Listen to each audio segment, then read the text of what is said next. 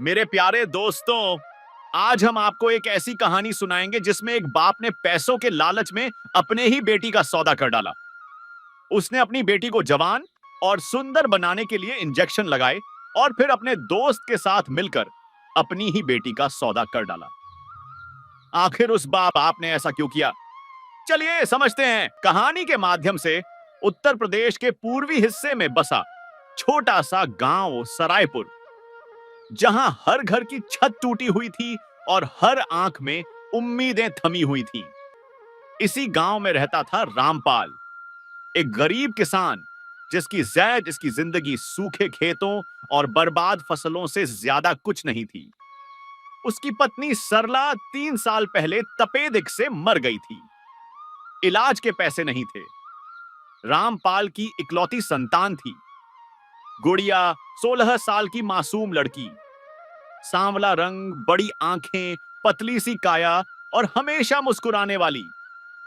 वो 8वीं तक स्कूल गई थी, लेकिन मां की मौत के बाद किताबें छोड़कर चूल्हा चौका संभालने लगी। गांव के लोग कहते, रामपाल की गुड़िया बहुत सीधी है, दम देवी जैसी। लेकिन रामपाल की आंखों में बेटी की मासूमियत नहीं, जिम्मेदारी का बोझ था। हर दिन उसे लगता, इसको ब्याह कर दूं तो एक बोझ कम हो, लेकिन किससे, कहां से लाऊंगा दहेज? खेत पहले ही गिरवी हैं, उधारी चुकती नहीं। गांव की कच्ची सड़क पर हर हफ्ते एक सफेद स्कॉर्पियो आती थी। उसमें बैठा होता था रिजवान, चिकना चेहरा, सोने की अंगूठियां और होंठों पर हमेशा बनावटी मुस्कान। लोग कहते, वो शहर में नौकरी दिलवाता है, लेकिन जिन लड़कियों को वो ले जाता वो कभी वापस नहीं आती। एक दिन रिजवान सीधा रामपाल के दरवाजे पर आया। रामपाल भाई, कैसे हो?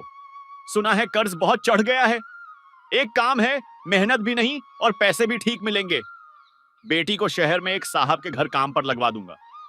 अकेले रहते हैं, बस घर की देखभाल चाहिए। कोई बुरा काम नहीं, बदले में 2 लाख रुपए दूंगा। रामपाल की आंखों में जैसे झपक सी आ गई। 2 लाख!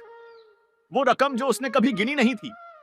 रात को वह चारपाई पर लेटे लेटे सोचता रहा, अगर मैं इसे भेज दूं तो खेत वापस ले लूंगा। खुद को बर्बाद करने से अच्छा है कि एक बार बेटी को भेज दूं। अगली सुबह रामपाल ने गुड़िया से कहा, बेटा, तेरा भाग्य बदलने वाला है। शहर में नौकरी मिलेगी, अच्छे लोग हैं, तू खुश रहना। गुड़िया कुछ न समझी। उसकी आंखों में डर था, लेकिन पिता की आंखों में विश्वास देखकर उसने चुपचाप सिर हिला दिया। तीसरे दिन रात के अंधेरे में सफेद स्कॉर्पियो फिर आई। गुड़िया की एक पोटली में 2 जोड़े कपड़े और मां की फोटो थी। रिजवान ने उसे बैठाया और गाड़ी निकल गई, अंधेरे की ओर जहां से कोई रास्ता नहीं था वापस आने का।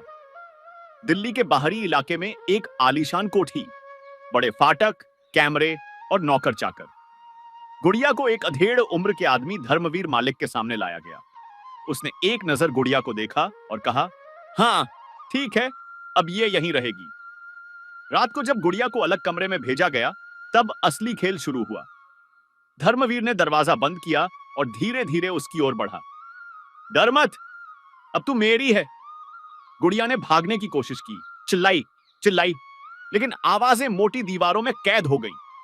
उस रात एक मासूम लड़की के सपनों को चूर चूर कर दिया गया।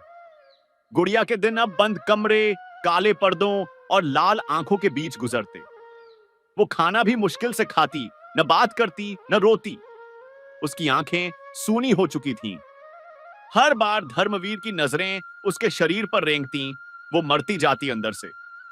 एक दिन कोठी में काम करने वाली शमा, जो खुद 3 साल से इस नरक में थी, धीरे से बोली, तेरे जैसा मैं भी आई थी, बाप ने ही बेचा था, लेकिन मैं अब ही ओटा, मैं अब भागने का रास्ता जानती हूं।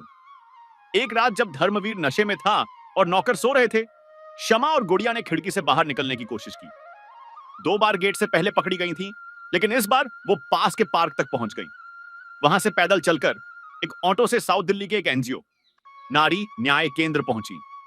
वहां की प्रमुख संध्या मैम ने जब उनकी कहानी सुनी तो उनकी आंखें भर आईं। तुरंत पुलिस को बुलाया गया। गुड़िया का मेडिकल टेस्ट हुआ, एफआईआर दर्ज हुई। दिल्ली पुलिस ने 3 दिन में धर्मवीर को गिरफ्तार कर लिया। रिजवान भी पकड़ा गया। जब पुलिस गांव पहुंची और रामपाल को गिरफ्तार किया, तो गांव वाले अवाक रह गए। रामपाल खुद रो रहा था। मैंने सोचा बस एक बार मेरी बेटी की जिंदगी खराब नहीं करनी थी, लेकिन कानून ने कोई रियायत नहीं दी। बेटी बेचने वाले बाप को भी सजा हुई। गुड़िया अब सुरक्षा गृह में रहती थी, जहां उसे पढ़ाई का मौका मिला। वो फिर से किताबों में डूब गई। उसकी कहानी मीडिया तक पहुंची। बाप ने बेचा, बेटी ने इंसाफ मांगा। उसकी हिम्मत को पूरे देश ने सलाम किया। 3 साल बाद गुड़िया ने सोशल वर्क में डिग्री ली। अब वो दिल्ली, बिहार, यूपी और हरियाणा के गांवों में जाती है। लड़कियों को जागरूक करने, उन्हें पढ़ने, सपने देखने और हिम्मत रखने की सलाह देती है। जिस समाज में बेटी को बोझ समझा से जादी, वहां गुड़िया जैसी लड़कियां आज भी जन्म ले रही हैं। वो टूटती हैं, लेकिन जब खड़ी होती हैं तो समाज की सोच को बदल देती हैं। अगर आपको भी लगता है कि हर बेटी को हक है अपने सपनों और सम्मान से जीने का, तो इस वीडियो को लाइक करें, अपने दोस्तों के साथ शेयर करें और ऐसी ही सच्ची कहानियों के लिए हमारे चैनल को अब भी सब्सक्राइब करें। आपकी एक क्लिक किसी और गुड़िया की आवाज बन सकती है।